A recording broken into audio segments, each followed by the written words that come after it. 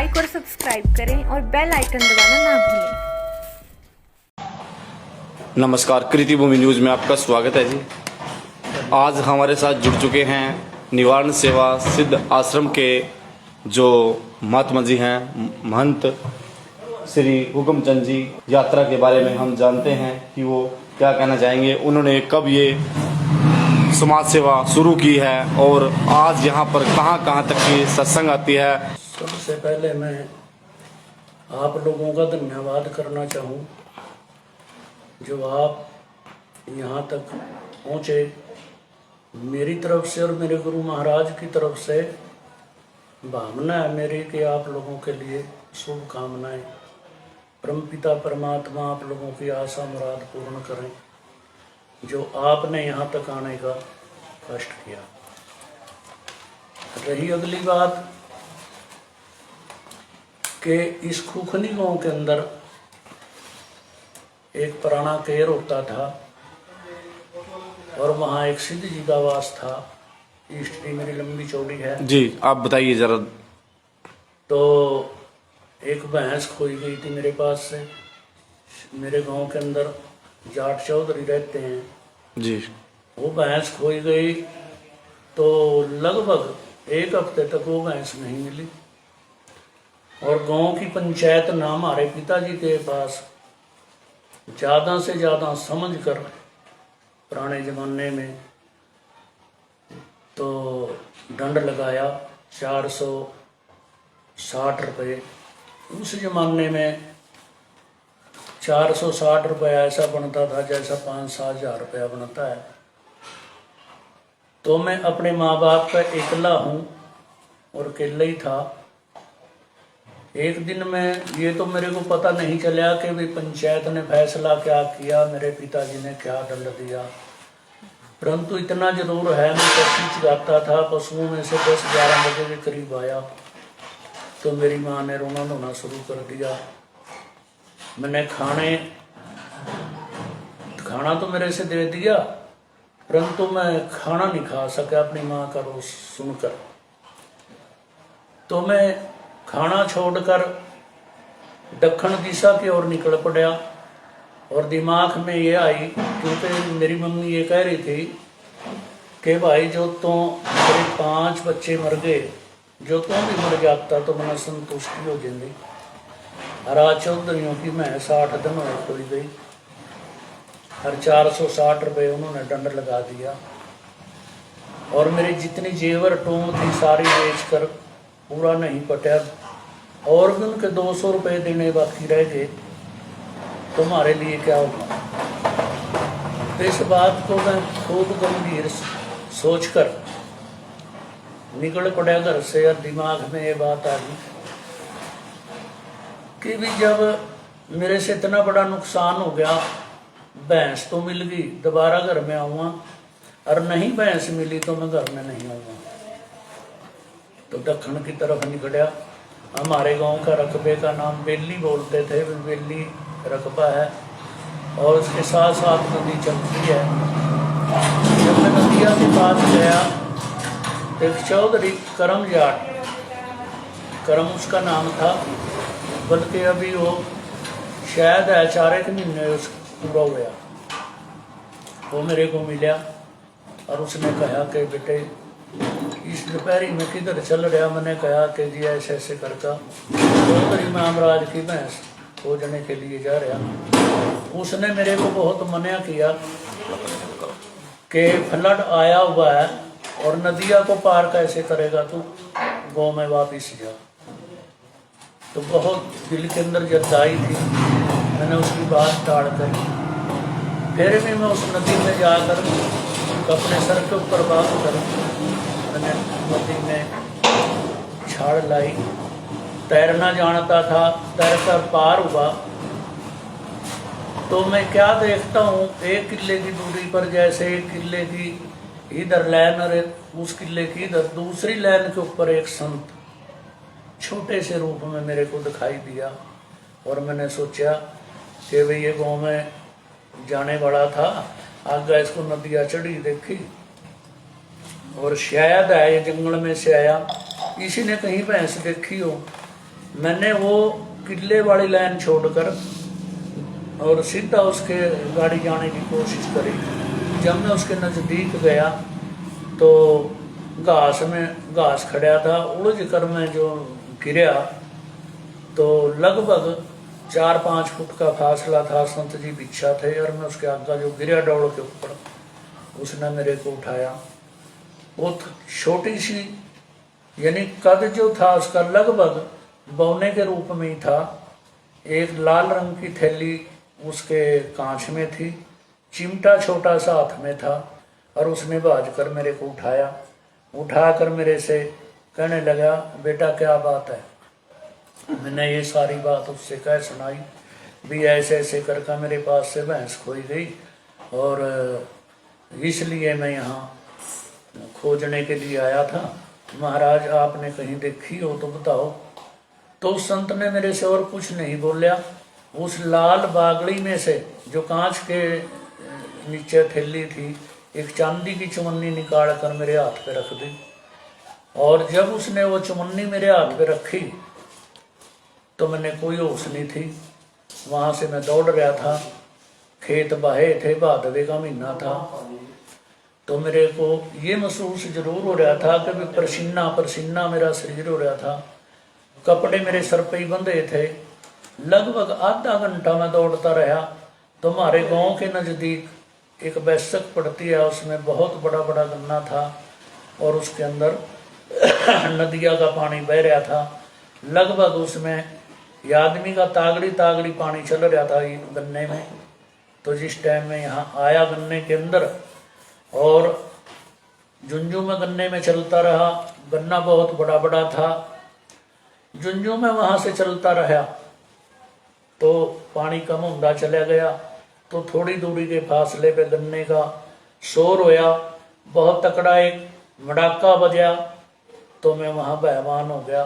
मैंने सोचा भाई हमारी नदिया के अंदर मगरमच्छ आते हैं फ्लड में, शायद आए मगरमच्छ ना हो, दोनों लड़ रहे हों और ये तेरे को जाने नहीं देंगे। नीचे झुककर मैंने गन्ने में जो देखा तो मैंने वो भैंस नजर आई और ब्रीक सी आवाज आई जैसे मगरमच्छ की आवाज आती है। तो हौसला होया, मैं आगे बढ़ा तो भैंस उस गन्ने के अंदर भी आई थी। अच्छा जी, धन्यवाद। ऐसा इतना जैसे आपने कहा कि भैंस यही हुई थी, इसका मतलब आगे फिर क्या जीवनचर्या चली, आगे आपकी जिंदगी में बदलाव आया, आप संत कैसे बने? ऐसा है जी, सारी तो बात बताएगी है आपको जी, इसीलिए मैंने पुस्तक लिख दी। नहीं वो तो हम पढ़ेंगे, आप थोड़ा बताएं। जैसे कि आपने ये बताया, ये है कि भाई संत बनने की इच्छा कब प्रकट हुई आपके अंदर? भैंस तो मिल गई जी, और भैंस में गांव में लेकर आया। जी जी। तो जो देखने वाले लोग थे उन्होंने बहुत मजाक उड़ाया मेरा जी। लगे कहने लगले भाई जो 2 भैंसों की कीमत ना लगाई जाए इस बार। हाँ, तो ये भैंस वापिस नहीं आवा थी। अच्छा। ये पाड़ी जो है शरारती हैं। अच्छा। हमारे इस रास्ते को सबाद से और सीधे ये टोपट सहारनपुर को वो कटड़े और भैंसा लेकर जाते थे व्यापारी गोड़िए, और उनको गोड़िए बोलते थे। जी।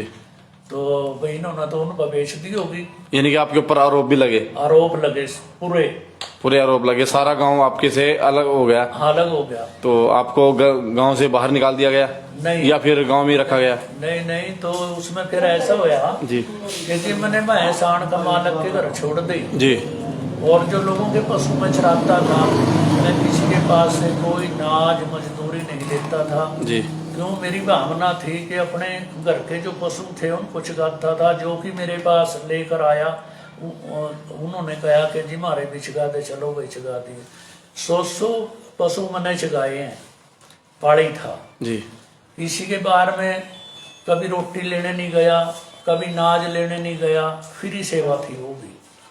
तो हुआ क्या, जो पैसा गया था पंचायत में, तो हमारे यहाँ से एक गोस्वामी जी थे, प्रेमपुरी जी, वो बिम्बर थे उस दौरान में, पंचायत बिम्बर। तो पंचायत हुई कि भी भैंस तो आएगी नहीं, पैसे वापिस करो।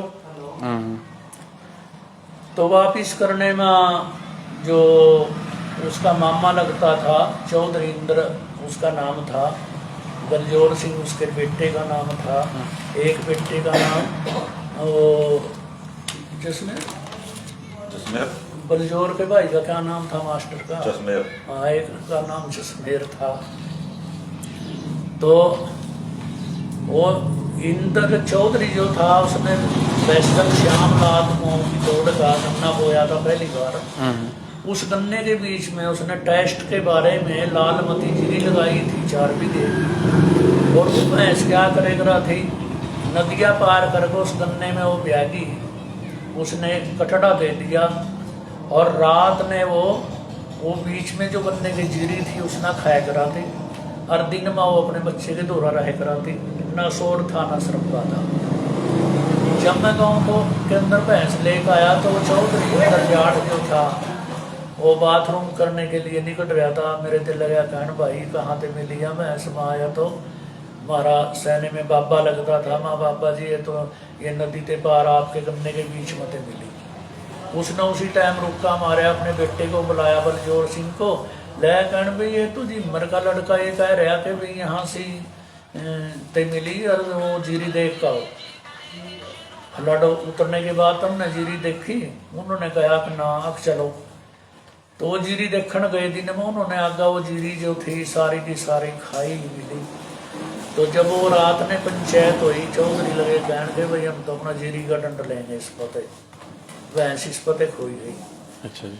तो प्रेमपुरी जो था गोस्वामी उसने कहा, एक विष्णाराम का बिंबर था हमारे हरिजन बरादरी से, तो उन्होंने कहा कि भाई देखो ये तो गरीब बीमार तुम न वैसे ही रखी थी, इसकी तो कोई गलती नहीं, और जब भैंस ब्याह आ रही थी तुम छोड़ का ये पानी में निकल का पड़ा सूगी।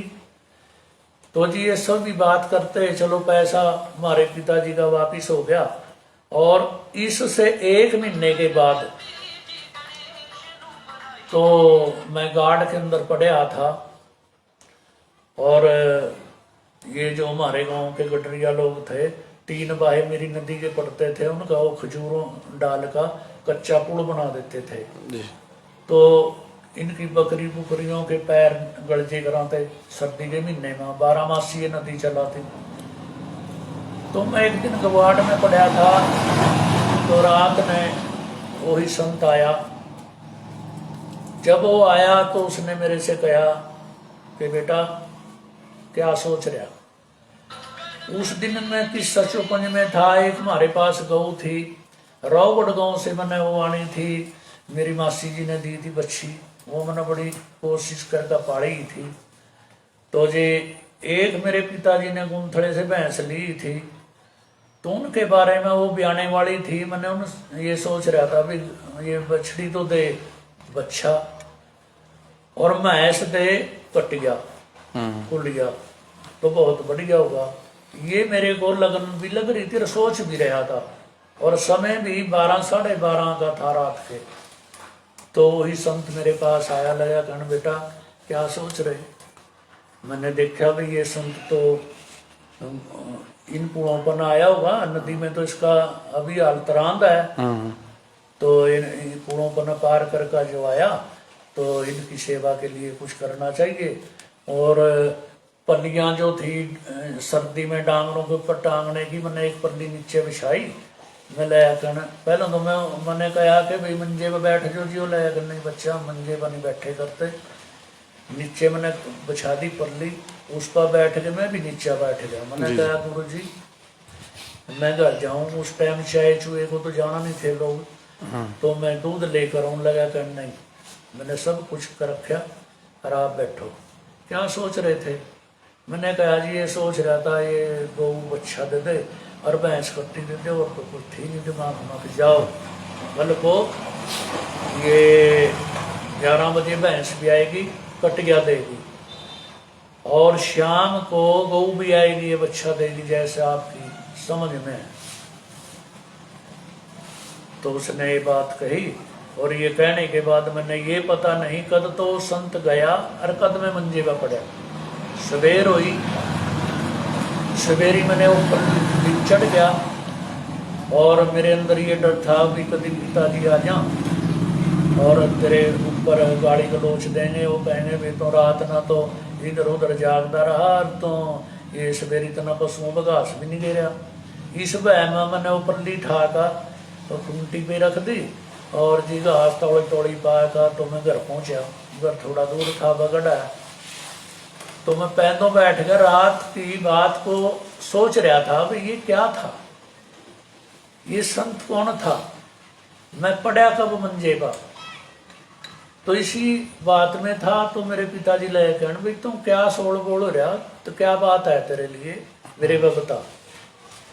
मेरे मुंह से एकदम ये निकली भी आज 11 बजे भैंस भी आएगी, वो डब्बी कटिया देगी, और शाम को जब बाहर से डंगर आवेंगे तो गऊ जो है वो बच्चा देगी, इतनी लंबी उसकी डांट होगी, वो रहेगी तरह।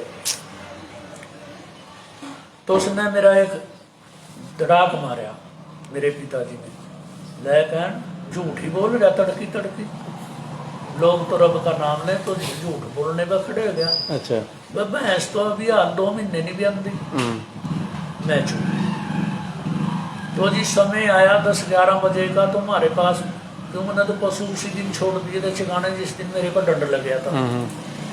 तो फिर परसाराम एक वाल्मीकि था, वो सारे पशुओं को चिगाता था, एक उसका लड़का। तो उसने अपने लड़के को भेजा 10-11 बजे, मेरे पिताजी के कहने लगा कि ताऊ तेरी भैंस नदी के टापू में बह रही और हमारे पास डंगर ढेर हैं, उसको तो वे जानवर परेशान कर रहे हो भैंस। मेरे पिताजी ने कहा कि वो हमारी तो भैंस के नीचे तो ल्योटी भी नहीं है, वो कैसे भी आ जाएगी, वो तो किसी और की होगी, तब ना पहचान नहीं होगी। वो गया नहीं गया। 1 घंटे के बाद फिर वो परसाराम आया, वो आया लाया कहने भाई मैंने 2-3 बार छोकरा भेज दिया, डंगर सारे के सारे हमने वहाँ जोड़ कर खड़े कर रखे, उसने अपनी भैंस ना लिया। फिर मेरे पिताजी गए उस भैंस को ले, वही डब्बी कटिया थी। शाम को फिर गौ आई बाहर से, उसने बच्चा दे दिया। अच्छा महाराज जी,